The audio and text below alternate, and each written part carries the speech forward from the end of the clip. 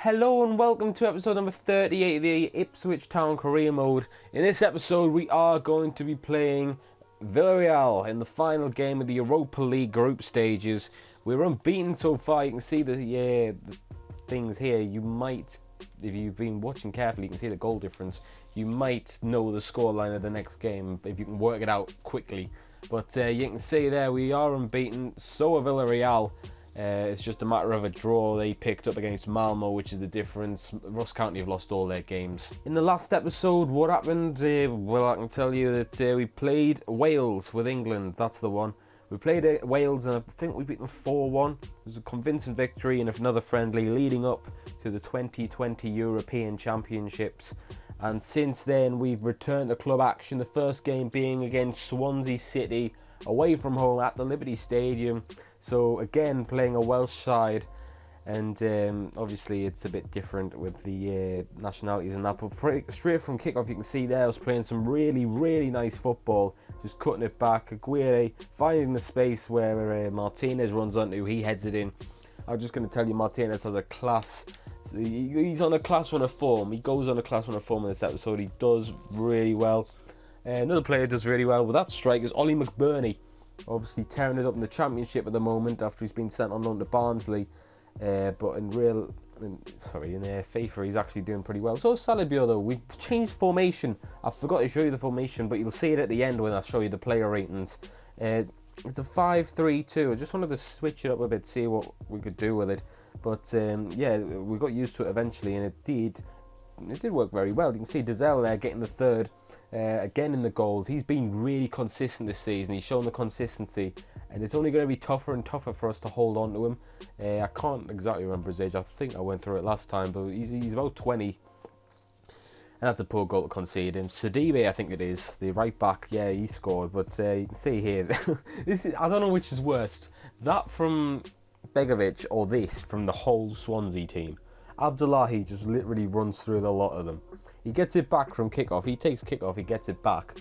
And then the first one's a nice little kind of chip over someone's foot, just putting it away from them. And then he just barges through everyone. And you can see there, everyone's jumping on top of him. Because it's quite a good goal, to be fair. You can see the stats was a rather even game. We were just more clinical when it came to it, and there's the formation I was on about. Salibio picking up man of the match. In the next game we played Ross County, and obviously that was the game before this one. If you worked out the scoreline, fair play, but you might be able to tell that this was a pretty much an easy game for us. Ross County at home was always going to be the easiest game in the group, and it proved to be so here. We started off Joseph Martinez again scoring, and this is just the difference. I think is wealth. Like, I'm sure the Scottish players are trying the hardest, especially against an English team.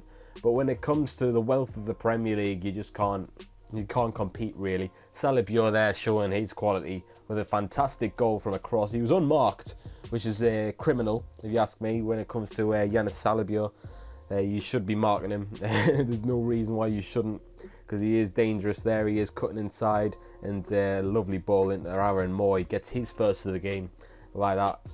You'll see what I mean in a bit. It's good celebrations, he just bows. And you notice near the end, most of these goals are coming from clearances, and they're just kind of sweeped up. They're kind of just cut out. The centre-halves want it more, maybe. And Aaron Moy gets that one as well. And it's a similar theme through the goals. I'll see this one there, Webster winning it. Webster's really good at winning the balls back and heading them to our own players. It's fantastic at that, and that's what he's really good at. He just steps forward into midfield. Wherever the ball is, he knows where it's going to land, and that's fantastic from him. We then get a 6 through a penalty. Yeah, you're going to see the penalty. It's our first one since the Norwich game, I do believe, where we had that penalty shootout. Yanis Salibio does what he does, showing his immense quality there on the ball, and just puts it in. Aguirre wins it there. Another long ball forward from Ross County, not working out. You thought, I know I've gone on about the quality difference, but you'd have thought they'd start playing it around a bit more. It's not like they're going to get back in the game from here. So Joel Ward manages to get that one. It's an awful cross. He tries it again. I think it was Cornet who tried it that time. It's gone off the post, and Martinez has put it in for 7. And that's the most goals we've scored since Middlesbrough, I think. Middlesbrough, the final game of the championship season. This is the most goals we've scored since then. I think we scored 7 then as well. And then went on to play Everton. I think that could be Depay, I don't know who's in the picture there for them. But they have got a quality team. You can see there the first goal scorer for them was actually Kylian Mbappe, who he's played well for Everton. And obviously he's a shock transfer. Why has he gone there? Like, in real life, it's impossible because he's already agreed terms with PSG. We go back through Conte. I've started playing Conte through centre mid. You can see there he's winning the ball back there in CEM position. I think he'd be a decent holding midfielder for when, say, the likes of Decore is a bit tired. It's a bit shame that Begovic has had an absolute nightmare. He's not done any better. That's my fault for giving it away, but he should have probably automatically came for the ball the second time around. He just didn't know where he was. And, you know, Everton's quality showed in the end. German Conte actually got man of the match, surprisingly. So, you know, do you reckon there's space for him in the defensive midfield position? Or is all still Conte out? Just let us know in the comments. As Dizelle gets us off the mark against Burnley, looking to respond after a defeat at home. I remember another defeat at home was Watford. I can't remember. Have all our defeats been at home this season? I don't know. I can't quite remember. But yeah, Dizelle's proven to be magic. Martinez gets it in the back of the net. I'm not sure if did he score the first one? I think he did. No, I could be wrong. It might not be. But he gets forward again and just proven to be a bit of a hassle. And this time, proven that yeah, not many centre halves really want to be near him. And he's shown that they're down to 10 men. Joseph Martinez from a corner. And you know what happens from a corner? We always score pretty much. And that one's gone in off Heaton. I don't know, it's a pretty awkward save. It's a pretty strange save, but that's Tom Heaton for you. He relies on the good defence behind him, I'd say. He's great on his line, but you know, he relies on his defence to try and clear the ball the second time of asking. And when it's in that position, it was a bit dodgy. Unfortunately, they got one back and wouldn't really have liked to have conceded when they were at 10 men, but so be it. Adam Webster there. He always starts attacks for us, Adam Webster. Through that, he just picks up the ball where it's being lost. The Bishop now gives it forward to Martinez, and he just rounds the goalkeeper. I haven't scored many goals like that in FIFA where he just rounds the goalkeeper. I tried it there, and it did work as he put it the keeper's near post. And that's all the games we've played. You can see the stats. Did we deserve the win? I think we did, to be honest. Martinez got a 10.0. Absolutely fantastic performance from him as we head into this game against Villareal. It's a huge game, and it's at home. So, you know, we've won all our home games, I believe, in the Europa League. So here's hoping that continues. So this is the team to play Villareal. Begovic keeps his place in goal just because there's no real decent alternative options. We've got Kenlock, Tarkowski, Webster, and Aguirre as a back four. Julian's injured at the moment, so Tarkowski's taking his place. He's been alright when he's come in, he's done a job, so hopefully he can keep that consistency in this match. Decore is ahead of them, and we've got a midfield four, Salabio, Andrew Dizelle, Aaron Moy, Maxwell Cornier, and then up front, Joseph Martinez. Hopefully he can continue his brilliant form. This is not going to be our last Europa League game, we know that, but we want to give ourselves the best chance of progressing past the round of 32. Must not get beat. That's the situation we'll find ourselves in. Yeah, very well done from him. Martinez nutmegs a player. Look at that. That is cheeky as you like. Martinez again forward to Cornier. I hope this results in a goal now. Maxwell Cornier, he's going to cut back. And look, he's going to cause some trouble here. He's going to give it back to Moy. Scores! Fantastic move from us. And it's an early lead. It's just what we want. We can now try and dictate this game as Aaron Moy continues his great streak in Europe. He scored a hat-trick in his last Europa League game against Ross County, and now he's scored in the early stage of this game against Villareal. An assist goes to Maxwell Cornier, but again Martinez showing the form he's in. He manages to nutmeg a player to start that whole move off, and the goalkeeper just can't get to his near post in time. Perfect start. We're back here for Villareal. Very good centre-half. Look at the skill on that. You don't expect that from centre-half, but Sansoni's now forward. We need to concentrate. We need to mark people in the middle. To Agueros shoots. Not far away from him. But, we need to be careful, obviously. They do have quality and they can produce on the edge of our box. and that would have been a decent goal if it had gone in, but it's just wide, just over. Corner, we know how good we are from corners, so Dezel's going to try and bait the man. He's going to try and put it in the middle, and Tellers has actually cleared, but we've still got the ball. Salabior shoots from outside the box, it's blocked as he tries to get his third bite of the cherry, but it just gets away from him. Here we go, Cornier, Martinez to Salabior. He's just going to chip it over the goalkeeper for 2-0. Fantastic goal. And no one really tracked the run of him. That's where they suffer. Salabior exploiting the space. He just likes to score the easy goals. It's a very good finish from him, don't get me wrong. But he just sees the easy option, doesn't he? He just runs into the space where no one's really marking him. And yeah, the full-back there, number 2, he's done absolutely dreadful in terms of marking him. And yeah, it looks like Ruben Semedo is going to have to pick that out of his own net. Fantastic goal, and that should be that, I hope. Cambu, very clever from him. He's put it into the box where Sansone is. He's put it back to Trigueros, and he should have scored there. That was an open opportunity where the defence were all over the place, and it's given us a chance to counter-attack. There's not many people forward, don't get me wrong.